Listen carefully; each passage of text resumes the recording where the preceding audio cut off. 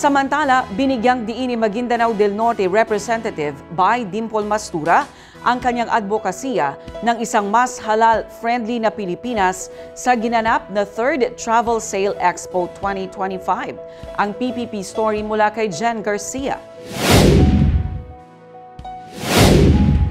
Isa sa mga panauhin at resource speaker sa 3rd Travel Sale Expo 2025, binigyang diin ni Maguindanao del Norte Representative by Dimple Mastura ang kanyang advokasya ng isang mas halal-friendly na Pilipinas, hindi lamang umano para sa mga lokal na Muslim, kundi pati na rin sa mga international travelers at sa pinalalakas na halal ecosystem ng bansa.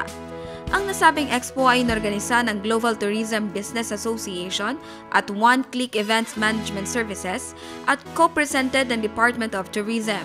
Layunin itong palawakin ang oportunidad sa turismo, kalakalan at halal industry na kinikilala bilang isa sa pinakamabilis na lumalagong sektor sa bansa.